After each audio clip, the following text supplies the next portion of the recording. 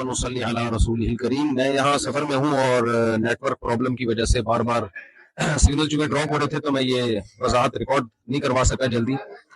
मेरे खिलाफ social media पे एक प्रोपेगेंडा चल रहा है कि मैंने ये कहा है कि कुरान में माज़ अल्लाह नक़ल कुफ्र ग्रामर की गलतियां हैं।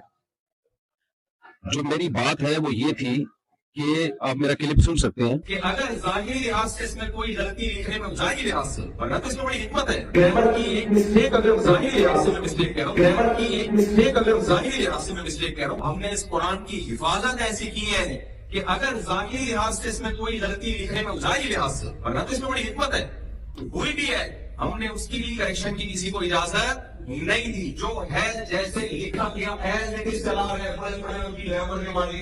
उन्होंने बताया सेंटेंस से संगीत नहीं आती, दो जबर दो से दो पेश नहीं आते, आप नहीं आते, यहाँ आए गए पता नहीं क्यों आए, मैं उसको लिखा ही ऐसे था। जिस किताब की मेरे भाई ऐसे हिफाजत हुई हो कि उसकी ग्रामर की एक मिस्टेक अगर ज़ाहिरी लिहाज से मैं मिस्टेक कह रहा हूँ हुई है, उसको ठीक करना किसी के लिए मुमकिन नहीं है, तो जो ठीक आए थे उनको कौन चेंज कर सकता है?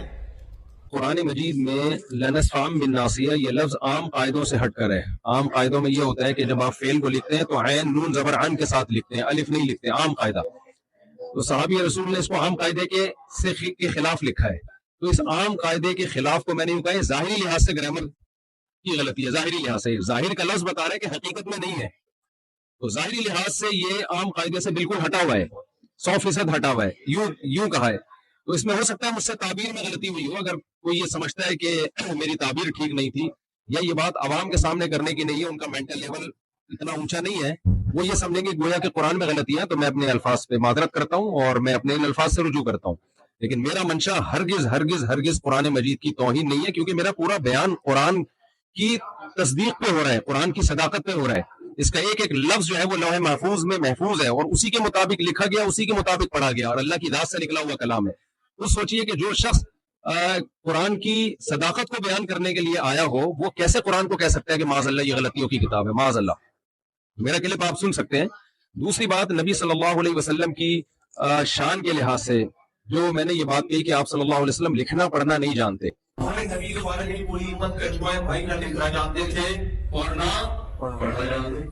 मैंने हरगिज हरगिज आपको अनपढ़ का लफ्ज आपके लिए इस्तेमाल नहीं किया, ये तौहीन का लफ्ज समझता हूं मैं। मेरी तरफ किसी ने मंसूब किया कि मैंने ये कहा कि मैंने नबी को माज़अल्लाह अनपढ़ कहा है, हरगिज नहीं। मैंने कहा आप सल्लल्लाहु अलैहि वसल्लम लिखना पढ़ना नहीं जानते, ये लफ्ज उम्मी का तर्जुमा है और ये भी नबी सल्लल्लाहु अलैहि वसल्लम की शान में बयान किया है। मकसद ये है कि आप सल्लल्लाहु अलैहि वसल्लम जो लिखना पढ़ना नहीं जानते फिर भी तमाम उलूम के हामिल है, क्योंकि आपने बराह रास्त अल्लाह से इल्म लिया है और अल्लाह के बाद मेरा अकीदा है कि आप सल्लल्लाहु अलैहि वसल्लम से बड़ा इल्म वाला इस कायनात में अल्लाह ने पैदा नहीं किया।